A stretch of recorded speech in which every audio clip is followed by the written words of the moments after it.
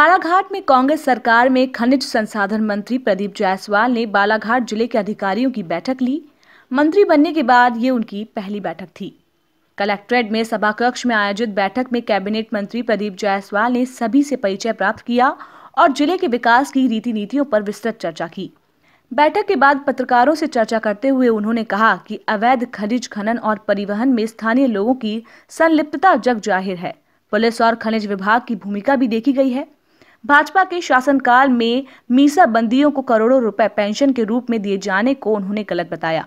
उनका कहना है कि देश की आजादी में अपना सहयोग देने वाले स्वतंत्रता संग्राम सेनानियों को पेंशन देना समझ में आता है, लेकिन पार्टी विशेष के लोगों को पेंशन बांटना बेईमानी है। राष्ट्रीय गीत वंदे मातरम के गायन पर सरकार द्वारा रोक लगाने के सवाल पर उन्होंने कहा कि कांग्रेस पार्टी का स्वतंत्रता संग्राम से गहरा नाता रहा है। पार्टी वंदे मातरम गीत का महत्व भी समझती है। सीएम के अनुसार राष्ट्रीय गीत को नए अंदाज में पेश करने का विचार, जिसमें थोड़ा समय लग सकता है। कांग्रेस पार्टी प्रचार कम कर और काम पर ज्यादा ध्यान दे रही है। अभी किसानों को 1000 करोड़ का कर्ज माफ किया गया, जिसके प्रचार पर कोई खर्च नहीं हुआ है। रेत का जो डंपर है वो लेके भाग गए। ऐसी घटनाएं लगातार होती जा रही है। उसका कारण वही है, मैंने जैसा कहा कि स्थानीय लोगों को काम मिलना चाहिए। स्थानीय लोग जवाबदारी से काम करेंगे। ये बाहर से आए हुए पैसे वाले लोग, बाहुबली लोग, उनको प्रदेश और प्रदेश की जनता से कोई लेना देना नहीं। उनकी प्राथमिकता सिर्फ किसी भी तरह से दबाव बना के, लालच देके पैसे कमाना इनका उद्देश्य होता है। इसको रोकने की कहीं ना कहीं आवश्यकता है। पुलिस और प्रशासन कहीं ना कहीं तो इसमें संलिप्तता होगी, तभी इस तरह कर रहे हैं। मैंने कहा कि चूंकि अब नया प्रशासन है, कांग्रेस सरकार बनी है, नए कलेवर में, नए साल में नई योजनाओं के साथ, नई ऊर्जा के साथ, नए विचारधारा के साथ इन सब चीज़ों को रोकने का पूरा प्रयास कांग्रेस पार्टी के द्वारा होगा। ये वंदे मातरम पर भाजपा का जो चल रहा है उसको लेकर आप क्या सोचते हैं? वंदे मातरम में ऐसा कोई बड़ी बात नहीं। कांग्रेस पार्टी वंदे मातरम और स्वतंत्रता संग्राम से कांग्रेस का जो नाता रहा है वो सबको मालूम है। वंदे मातरम में माननीय कमलनाथ जी का एक अपना नजरिया है। जैसा आप देख रहे हैं कि नए नए तरीके से वो लोग काम करने का प्रयास कर रहे हैं। माननीय कमलनाथ जी, उनका भी सोचे कि वंदे मातरम नए स्वरूप में पेश किया जाएगा, तो थोड़ा सा समय दें तो ये भी नए स्वरूप में। जैसे मीसा बंदी है जो फर्जी पेंशन ले रहे हैं इसकी, तो इसके लिए क्या करेंगे सर? ये भी कमलनाथ जी का, जैसे मैंने बताया कि निर्णय, तो उन्होंने जो कहा है कि प्रचार कम और काम ज़्यादा, फिजूल खर्ची रोकने का प्रयास किया है। आज यदि 1000 करोड़ का कर्जा किसानों का माफ हुआ है, आपने देखा विज्ञापन में उसका 1% का आधा 0.1% भी खर्च नहीं हुआ है। तो मीसा बंदी के 800 करोड़ रुपए लगभग। हाँ, उसको रोकने का प्रयास माननीय कमलनाथ जी का है। और मीसा बंदी का जहाँ तक बात है, स्वतंत्रता संग्राम सेनानियों को पेंशन दिया जाना तो समझ में आता है, जो देश के लिए मरे। लेकिन जो लोग पार्टी के लिए काम किए, इमरजेंसी भी शासन की व्यवस्था है, हो सकता है कहीं दुरुपयोग हो गया होगा। इमरजेंसी कई देशों में लगी, भारत में भी लगी, और ये भी लोकतांत्रिक व्यवस्था है, ऐसा कोई अलग से नहीं हो गया, लोकतांत्रिक व्यवस्था है। ये बात अलग है, हो सकता है कहीं दुरुपयोग हो गया होगा। लेकिन जिन लोगों ने पार्टी के लिए काम किए, उनको अगर पेंशन दिया जा रहा है सरकार में, तो मेरा मानना है कि स्वतंत्रता संग्राम सेनानी और इसमें जो देश पार्टी के लिए जो लोगों ने अपना जो भी समय दिए, जेल लगाए, इसमें फर्क होना चाहिए। तो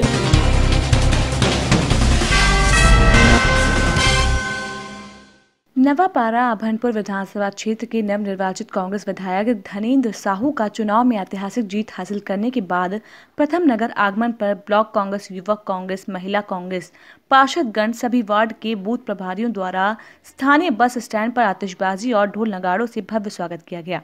विधायक धनेंद्र साहू ने सर्वप्रथम मां काली मंदिर में जाकर क्षेत्र की जनता की खुशहाली के लिए आशीर्वाद लिया। तत्पश्चात कार्यकर्ताओं ने अपने लाडले विधायक को खुली जीप में सवार कर नगर भ्रमण कराया, जहां नगर के नागरिकों द्वारा विधायक धनेंद्र साहू का जगह जगह पर फूल मालाओं से स्वागत वंदन अभिनंदन किया गया। विधायक धनेंद्र साहू ने आम नागरिकों का अभिवादन स्वीकार करते हुए अपनी जीत का श्रेय आम नागरिकों और कांग्रेस कार्यकर्ताओं को देते हुए आभार व्यक्त किया। आज इस आभार एवं स्वागत कार्यक्रम में नगर सहित आसपास के ग्राम कुर्रा, पटेवा, दुलना, पारा गांव, नवा गांव, तामा सिवनी, तोरला, कठिया से बड़ी संख्या में कांग्रेस कार्यकर्ता और ग्रामीण जन अपने प्रिय विधायक के स्वागत के लिए नवापारा पहुंचे।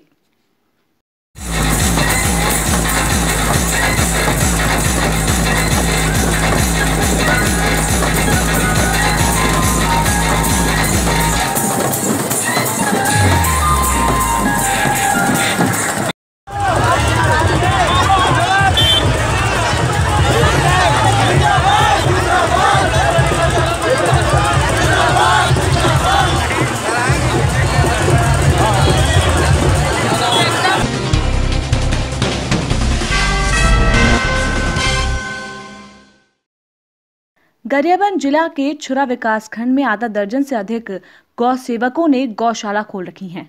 मगर क्या पूरे गौशाला में क्या सच में गौ माता की सेवा की जाती है या अपनी जेब की सेवा की जाती है? गौशाला में गायों का स्तर दिनों दिन गिरता हुआ नजर आ रहा है, जिसके कारण से आजकल लोगों का गौशाला से विश्वास उठने लगा है। गौशाला संचालक गौशाला से अपनी जेब भरने में लगे हैं, इसलिए इतनी गौशाला होते हुए भी आज गाय सड़कों पर नजर आती हैं। सरकार जो गौशाला के लिए मानदेय होता है उसको गायों के लिए कम और अपनी जेब भरने अधिक उपयोग करते हैं। ऐसा ही पुख्ता वाकया देखने को मिला विकासखंड छुरा के ग्राम हिराबतर के गौशाला और संस्थान में, जहां पर शुरू में 150 मवेशी थे, लेकिन वर्तमान में 70 से 80 ही बचे हैं। बाकी मवेशी की मृत्यु हो गई क्योंकि उनके खाने के लिए एक दाना भी गौशाला में उपलब्ध नहीं है, जिसके कारण गाय भूख से मर रही हैं। जबकि शासन प्रशासन द्वारा ऐसे मवेशियों के खाना दाना के लिए पर्याप्त राशि दिया जाता है, तब भी भूख से मवेशी मर रहे हैं और शासन मूर्ख दर्शक बैठी बनी है। ऐसी गौशाला संचालकों का पंजीयन रद्द करवाकर गायों को जंगलों में खुला छोड़ देना चाहिए। कम से कम जंगल में उन्हें घास फूस मुनासिब होगा। बाबा यहाँ खाए पिए का व्यवस्था है, जानवर मनबर? अभी कुछ नहीं है, पेरा भरा दान के मढ़ाए हैं, कोढ़ा नहीं आए हैं, पेरा नहीं आए हैं, नहीं आए हैं। अभी का देतो? अभी कुछ नहीं देता। कट्टी वाला खवा था बिना कट्टी वाला? अब कट्टी है वो हावे तो थोड़ी दिन चलाती से, अब कट्टी को रख गए। अभी का खाते रात में का देता? अभी कुछ नहीं, अब कट्टी तो ऐसे और जंगल ले जाते चराए बर? हाँ जंगल जाते। हाँ ठीक, बाकी खाए बर कुछ नहीं दो? हाँ ठीक। भैया आपके नाम का है? भक्त प्रहलाद। भक्त प्रहलाद। ये आप गौशाला में का हो? सचिव। सचिव पद पे हो? हाँ। गौशाला में काका खवा तो भैया गाय करो मल्ला? कटी है, कटनी है, वो कोढ़ा। कट्टी है अभी वहाँ पे? हाँ कट्टी है। कोढ़ा है अभी वहाँ पे? हाँ कोढ़ा है। अभी तो मैं कह रही हूँ वहाँ कट्टी कोढ़ा कुछ नहीं है, जंगल जाते। कोढ़ा बगल में है, कट्टी बगल में, कोढ़ा है आश्रम से। आश्रम से आई? हाँ आते। अभी नहीं आए? आए है, यहाँ रहते हैं बगल में। अच्छा, और ये महीना में कितना गाय मर जाते हर महीना, प्रति माह? प्रति माह तो उतना मालूम नहीं है। कितनी गाय खत्म हो जाते? आप सचिव हो ना? हाँ। तो कैसे सचिव हो, आपको पता नहीं है? अभी 3-4 गाय तो कल फेंके। 2-4 गाय भी खत्म होगा, लेकिन उतना नहीं होते। उतना खत्म नहीं होते। ज्यादा होना चाहिए आपके हिसाब से? नहीं। तो कम होना चाहिए? नहीं, खत्म। कहाँ फेंक दो? ऐसे तो गाय गरबल कहाँ पे लेके के फेंक दो? भैया से पता चलिए अब। आश्रम वाला पूछना रही से। वो नहीं पूछे ना, आप बताओ ना, कहाँ आप सचिव होगा? कितना गाय गरबा मर जाते रोज? परसों कितना मरीज? परसों तो एक ही मरे। एक ही मरे है? चलो ठीक। भैया तो नाम का है? विजेश्वर गिरी। आपके गांव कौन सा भैया? ये हीराबतर। हीराबतर। ये गौशाला काकर है? ये आश्रम वाले के मन के। आश्रम वाला मन के? आश्रम काकर है रहे है? ये सिरकट्टी आश्रम। सिरकट्टी आश्रम के? हाँ। और यहाँ केठो गाय है? यहाँ करीबन 100-150 के आसपास रही से। कुछ ये अभी 15 दिन के पहले मर गए। कितना मर गए? करीबन 30-35 टन मर गए। मर गए? का कारण मरे कुछ पता चली? पता नहीं भैया, और डॉक्टर वाले मन आ रही हैं। हाँ। देखभाल करी से, अब पता नहीं। और मरते तो कहाँ फेंकते गाय मल्ला? बस इधर उधर झाड़ी बन के पीछे में भरी भाटा में फेंक देते हैं। ये हड्डी जगह जगह जो पड़े वो काकर हड्डी है? सब गौशाला वाले के जो मरे हैं ना, गाय मन है, बस ओकरे मन हड्डी है। चलो ठीक। आप यहाँ ग्रामीण हो, किसान हो? मैं यहाँ का। हाँ ठीक। नाम?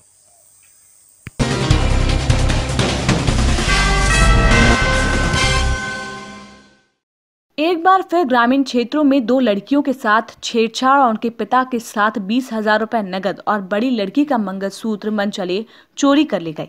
जानकारी के अनुसार झांसी मौरानीपुर ग्राम बसरिया निवासी जज्जू राम पुत्र किशोरी लाल कोतवाली प्रभारी को दिए प्रार्थना पत्र में बताया गया कि हम अपने घर से मूंगफली बेचने मौरानीपुर अपनी 2 बच्चियों सहित मौरानीपुर गल्ला मंडी आए थे और मैंने मूंगफली 12,000 रुपए में बेची है। बेचने के बाद हम अपने ट्रैक्टर से वापसी अपने ग्राम बसरिया जा रहे थे, तभी ग्राम बुखारा के हाईवे रोड पर 5 लोगों द्वारा 20,000 नगद और एक मंगलसूत्र और मनचली चोरी कर ले गए। जानकारी के अनुसार ग्राम बसरिया निवासी गज्जूराम और उनकी 2 पुत्रियों ने बताया कि 6 लोग आए और मेरे ट्रैक्टर के सामने आ गए और मेरी लड़कियों के साथ छेड़छाड़ करने का प्रयास करते हुए मुझसे 20,000 रुपए और मंगलसूत्र और मनचली चोरी करके ले गए। घटना की सूचना कोतवाली पुलिस को दी गई। इसके बाद मौके पर पहुंची पुलिस ने घटना स्थल का जायजा लेते हुए कोतवाली प्रार्थना पत्र देने के लिए कहा। क्या नाम है आपका? कुंवर। क्या घटना घटी है आपके साथ आज? हमें पापा को मार रहे थे, समुद्र ने बचाया तो मुझे लाते मारी बहुत। हमारी दीदी की चीजें मीजें ले गए सब। क्या चीजें ले गए? मंगलसूत्र, मंचली ले गए, वो 5000 रुपया ले गए। और पापा के साथ क्या घटना घटी आपके? पापा के 12000 रुपये ले गए, सेट फाड़ दिया, बहुत मारा है। हम उन्हें बचाया सो हम उनको लाते मारी और बदतमीजी की। नाम है आपका? ज्ञान। क्या घटना घटी आपके साथ? हम उनका छेड़छानी कर रहे थे, सो उनको कहा कि आदमी ने बचाओ है और ले गए, चीजें ले गए हमारी। क्या क्या ले गए? मंगलसूत्र ले गए, मंचली ले गए। आपके पापा के साथ क्या किया लोगों ने? हमारे पापा के साथ मारा है, सो हम उन्हें बचाओ है। वो 12000 रुपये ले गए, पापा के 5000 हमारे ले गए। आप लोग कहाँ से आ रहे थे? मऊ से आ रहे थे। कहाँ जा रहे थे? बसरिया जा रहे थे, माल बेच के आए। कितने लोग थे वो लोग? वे 6-7 लोग थे। किसी को पहचाना है? पहचान लिया प्रदीप को? पीती भी यादव थे। कहाँ के हैं वो? सतौरा के। अच्छा, क्या बोल रहे थे? बोल रहे थे पैसा दो, मारो है और छेड़ो है गली में, रास्ता में।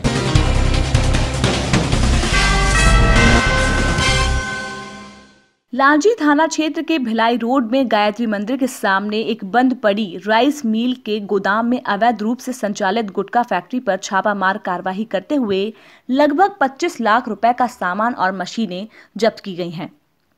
यहां पानबाग के नाम से तंबाकू युक्त गुटखा बनाया जा रहा था। एसडीएम, तहसीलदार, पुलिस और फूड की टीम के साथ छापामार कार्रवाई की।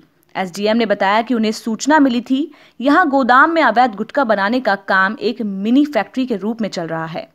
सूचना पर कार्रवाई की गई। प्रथमदृष्टया इसके पास फैक्ट्री का कोई रजिस्ट्रेशन नहीं था और तंबाकू के बोरे देखे गए, जबकि मध्य प्रदेश में इस तरह के गुटखे पाबंदी है। स्टॉक की गिनती की जा रही है, फिर भी संभावना है कि 25 लाख रुपए के आसपास का ये माल पड़ा हुआ है।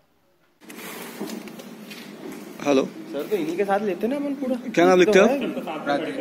प्रदीप। प्रदीप, कहाँ रहते हो? नौतिया।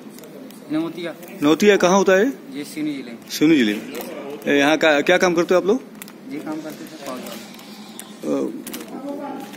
क्या गुटखा फैक्ट्री का काम करते हो?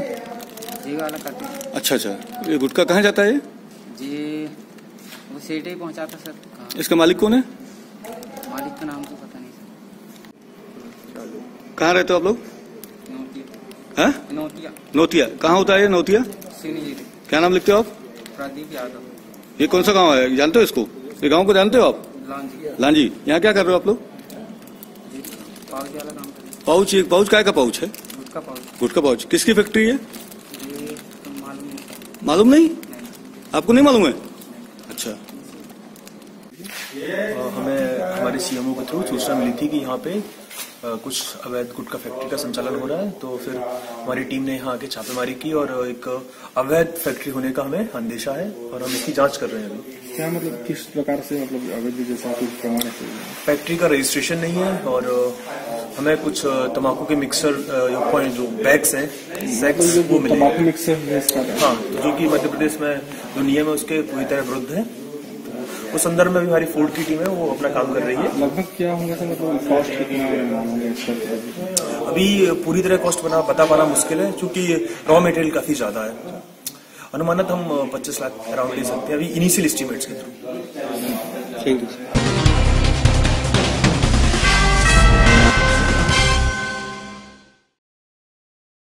जबलपुर मध्य प्रदेश सरकार के नए वित्त मंत्री तरुण भनोट के घर के पास एक कार डिवाइडर से टकरा गई।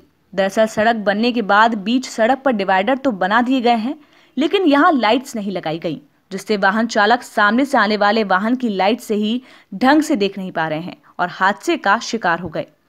गौरतलब है कि 31 दिसंबर की रात भी यहां एक सड़क हादसा हुआ था, जिसमें बिजली के खंभे से कार टकराई थी और 2 युवक घायल हो गए थे। हैरानी इस बात की भी है कि घटना स्थल के पास ही गोरखपुर थाना भी है, लेकिन किसी भी पुलिसकर्मी को घटना की जानकारी तक नहीं थी। हालांकि मीडिया कर्मियों की सूचना पर पुलिस मौके पर पहुंच गई और क्रेन की मदद से कार को हटवाने का प्रयास किया गया। स्थानीय लोगों का कहना है कि सड़क के बीच बने डिवाइडर से टकराने की ये चौथी घटना है। बावजूद इसके यहाँ लाइट्स नहीं लगवाई जा रही। बताइए भैया, यहाँ 15 दिन के अंदर चौथा एक्सीडेंट हुआ है। ये गाड़ी है डिवाइडर से आके टकराई है और पूरी तरीके से डैमेज हो गई है। एक्सीडेंट रोज हो रहे हैं यहाँ पे? नहीं, 15 दिन में ये चौथा है। चौथा एक्सीडेंट हुआ है। क्या मानते हैं आप? मानते क्या है, वही यहाँ पे थोड़ा सा सिग्नल लाइट वगैरह लगानी चाहिए, खंबे वगैरह लगानी चाहिए ताकि लोगों को दूर से दिखे। दूर से ये डिवाइडर दिखता ही नहीं है। वहाँ से कोई गाड़ी तेजी से आती है, वो सीधे आके डिवाइडर से टकरा जाती है, इसलिए एक्सीडेंट हुआ। क्या नाम है आपका? मेरा रवि कुमार। आगे ला रहे थे, कैसे एक्सीडेंट हुआ? लाके ला रहा था, सामने से लाइट आई और डिवाइडर पता ही नहीं चला कि डिवाइडर आ गया है, इस वजह से टकरा गई गाड़ी। कहाँ से आ रहे थे आप? गोरखपुर साइड से आ रहे थे। कहाँ जा रहे थे? रामपुर जा रहे थे। क्या नाम है आपका?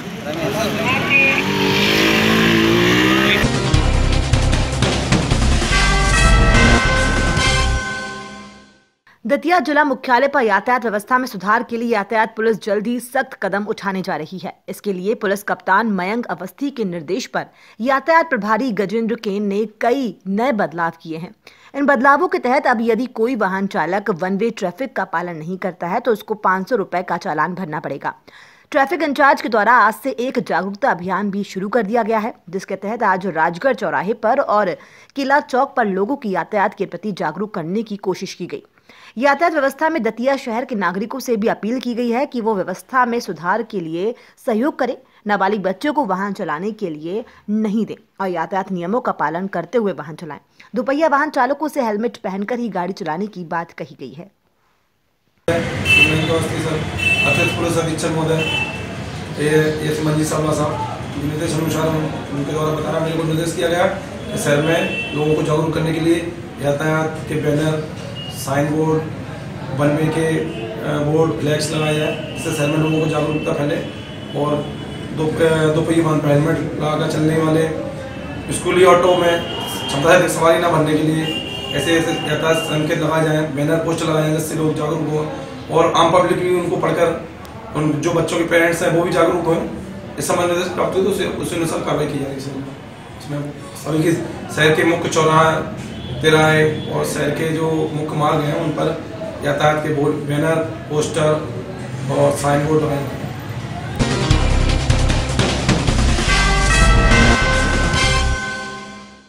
डिंडोरी जिले के करंजिया ब्लॉक में बिठल देह सिंचाई परियोजना का विरोध ग्रामीणों ने एक बार फिर से शुरू कर दिया है। आक्रोशित सैकड़ों ग्रामीण बांध के विरोध में जिला मुख्यालय पहुंचकर मुख्यमंत्री के नाम का ज्ञापन सौंपकर विरोध दर्ज कराया है। आपको बता दें कि बिठल देह सिंचाई परियोजना का ग्रामीणों ने एक बार फिर जब से विरोध शुरू कर दिया है। ग्रामीणों का कहना है कि सिंचाई परियोजना अंतर्गत बांध बनने से लगभग 50,000 की आबादी प्रभावित हो जाएगी। जहाँ बांध बनाया जा रहा है वहां पर उपजाऊ जमीन है। जिम्मेदार अधिकारी कर्मचारियों के द्वारा गलत जानकारी देकर बांध का काम शुरू करवाया जा रहा है। अगर ग्रामीणों की बिना अनुमति के काम शुरू किया जाता है तो ग्रामीण किसान मोर्चे के बैनर तले उग्र आंदोलन, धरना प्रदर्शन करेंगे, जिसकी संपूर्ण जवाबदारी शासन प्रशासन की होगी। उस बांध का विरोध करते हैं सब किसान मिलकर के, क्योंकि वहाँ पर उपजाऊ जमीन है, काली मिट्टी है और हम लोगों को बिना अनुमति बगैर जान पूछे और राज्य शासन ने हमारी ज़मीन को अतिग्रहण में जो कर रही है, हम इसके लिए आंदोलन करेंगे अगर नहीं मानेगी तो। और हम जो तो अपनी ज़मीन जो तो नहीं देना चाहेंगे सरकार को। किस क्षेत्र की ज़मीन है ये? जो डोंगरिया, समनापुर डोंगरिया। कौन सा बांध बना रही है? खरमेर बांध जो बना रही है। विरोध कर रहे हैं? उसके हम विरोध कर रहे हैं। क्या नाम है आपका? मेरा समाजलाल यादव, ग्राम खामी। सभी ग्रामवासी करंजिया ब्लॉक से आए हुए हैं और सभी कृषक साथ में हैं और ये जो ज़बरदस्त भूमि अधिग्रहण करके जो किसानों के ज़मीनों को ग्रहण करके और उसको ज़बरदस्त बांध का निर्माण करना चाहती है सरकार, उसको निरस्त करने के लिए, क्योंकि वो एक 5वीं 6वीं अनुसूची के तहत पर देखा जाए तो डिंडोरी जिला करंजिया ब्लॉक के जितने भी ज़मीन है वो 2 फसली ज़मीन है और उसमें इतना कृषक प्रभावित हो रहे हैं कि उनके लिए किसी प्रकार का पुनर्वास केंद्र का भी व्यवस्था नहीं है।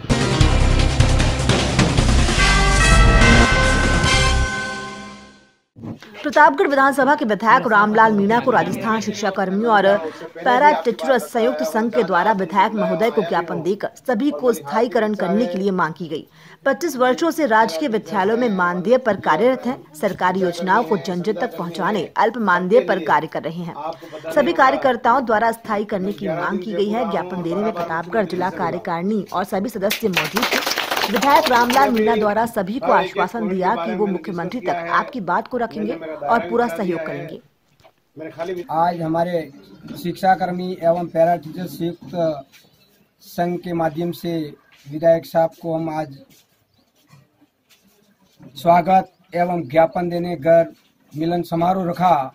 इसमें हमारी मुख्य मांगे थी कि हम विगत 25 वर्षों से कार्यरत हैं, विद्यालय में शिक्षा की जगह अलग जगा रहे हैं और शिक्षा दे रहे हैं, लेकिन आज तक हम 6,000 मासिक रुपये के मानदेय पर कार्यरत हैं। इस हेतु अभी हम आज साहब को इस समस्या हेतु अवगत कराने के लिए यहाँ एकत्रित हुए और साहब के सामने हमने ये मांगे रखी कि हमको सबको अस्थायी किया जावे।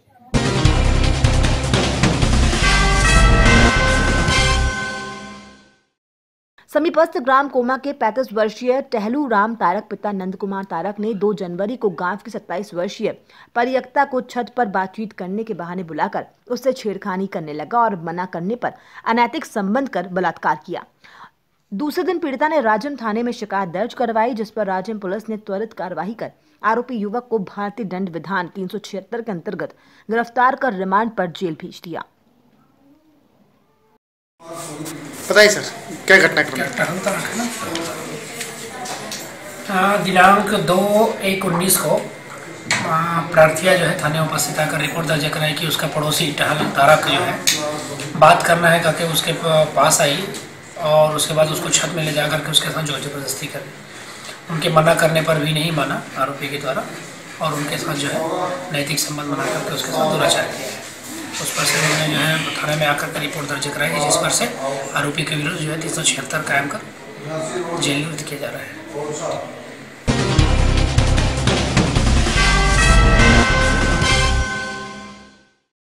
रीवा चौराहा थाना अंतर्गत बाईपास चंदुआ नाला के पास मैदान में 5 बदमाश घातक हथियार लेकर चंद्रलोक होटल में डकैती डालने की योजना बना रहे थे। तभी पुलिस ने मुखबिर की सूचना से रेड कार्रवाई कर योजना बना रहे 5 आरोपियों को गिरफ्तार कर लिया। हाल ही में मुखबिर द्वारा सूचना मिली कि बाईपास चंदुआ नाला के पास सुनसान मैदान में 5-6 बदमाश घातक हथियार लिए हुए एकत्रित होकर अंधेरे में बैठकर चंद्रलोक होटल में डकैती डालने की योजना बना रहे थे। मुखबिर की सूचना से वरिष्ठ अधिकारियों को अवगत कराया गया। पुलिस महानिरीक्षक, उप पुलिस महानिरीक्षक, पुलिस अधीक्षक आशुतोष गुप्ता के मार्गदर्शन पर मुखबिर से प्राप्त सूचना की तस्दीक हेतु थाना चौरहट से रेड कार्रवाई हेतु पुलिस की 3 पार्टियां बनाई गईं, जिन्होंने चंदुआ नाला के पास रेड कार्रवाई की और डकैती की योजना बनाते हुए 5 आरोपियों को गिरफ्तार किया, जिनमें प्रदीप गौड़ उम्र 25 वर्ष, सज्जन उर्फ सज्जन गौड़ उम्र 26 वर्ष, शिवलाल गौड़ उम्र 23 वर्ष, मनोज गौड़ उम्र 22 वर्ष, रजनीश विश्वकर्मा उर्फ जग्गा उम्र 24 वर्ष को गिरफ्तार किया गया, जिनके कब्जे से 12 बोर का देसी कट्टा, 1 जिंदा कारतूस, 1 लोहे का बका, 1 लोहे की टांगी, 1 टायर लीवर, 1 लाठी, 2 टॉर्च बरामद किए गए। कल रात्रि में जो है सूचना मिली थी कि कुछ जो है 5-6 बदमाश वो डकैती की तैयारी जो है वो चंद्रलोक होटल में डकैती डालने की जो है तैयारी कर रहे हैं। जैसे ही ये सूचना मिली चंदुआ नाले के पास में पुलिस ने जो है वहाँ दबिश दी और जब दबिश दे करके 5 लोगों को गिरफ्तार करने में पुलिस को जो है सफलता मिली है। इनके पास से काफ़ी सामान मिले हैं, टॉर्च जिसका ये उपयोग करते हैं, ये सभी जो हैं शातिर नकबजन हैं और सभी के ऊपर काफ़ी अपराध दर्ज हैं, जो कि सतना, रीवा और पन्ना जिले के ये खुफिया अपराधी हैं। किसी के ऊपर 2 या 3 या 12 अपराध भी हैं। 5 जिन लोगों को जो है गिरफ्तार किया गया है वो हैं प्रदीप गौड़, दूसरे हैं सज्जन गौड़, तीसरा है शिवलाल गौड़, चौथा मनोज गौड़ और 5वें हैं रजनीश विश्वकर्मा। इस जो पुलिस टीम ने जिस इनको जो पकड़ा है काफ़ी बड़ी उपलब्धि है, जिसके लिए इनको जो है पुरस्कृत किया जाए। कहाँ वारदात करने की जानकारी दी है? कितनी घटनाएं अभी जो है ये मिले हैं, इनसे और पूछताछ हम लोग करेंगे। इन्होंने हो सकता है और भी घटनाएं यहाँ पर करी हैं। अभी आज तो तैयारी कर रहे थे। इनसे जो है टॉर्च बरामद हुई है, कुल्हाड़ी बरामद हुई है, कट्टा बरामद हुआ है और छुरा भी बरामद हुआ है।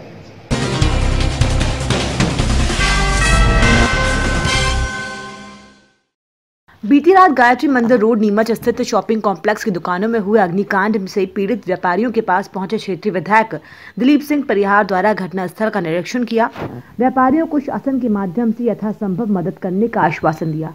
ज्ञात हो कि बीती रात Tejal mobile shop, sari showroom और अन्य दुकानों में भीषण आग लग गई थी, जो शॉर्ट सर्किट के कारण होना बताया जा रहा है, जिसमें कई दुकानों में लाखों का सामान जलकर खाक हो गया था, जिसका श्री परिहार द्वारा निरीक्षण किया और दुकानदारों की मांग पर घटना की निष्पक्ष जांच कराकर व्यापारियों को शासन के माध्यम से यथासंभव मदद का आश्वासन दिया। इस अवसर पर पार्षद राजेश अजमेरा, अनिल गोयल सहित बड़ी संख्या में व्यापारी और आमजन उपस्थित रहे। अंदर से जल गई पूरी। अरे खुला नहीं है, फटो शटर फटो है। आगे आगे आगे आगे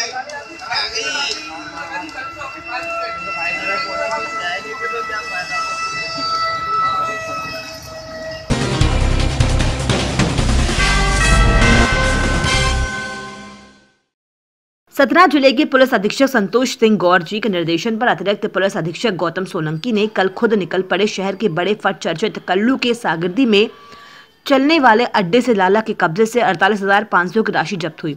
हम सतना पुलिस की तारीफ करते हैं कि लंबी शिकायतों के बाद ही सही जब थाना पुलिस कार्रवाई नहीं करती, उस व्यवस्था के भ्रम को तोड़ने की पहल वरिष्ठ पुलिस अधिकारियों ने की। उन्होंने खुद कार्रवाई करने की जरूरत महसूस की। थानों के प्रभारी भी आए हरकत में। कोलकाता टीआई आरपी सिंह साम सेमरिया चौराहा कॉफी हाउस के पीछे चर्चित बुच्ची पटेल द्वारा सालों से संचालित सट्टे के अड्डे में दबिश दी गई, जहां 12 आरोपियों के पास से 5,000 के साथ खेलते और बुकिंग करते गिरफ्तार किए गए।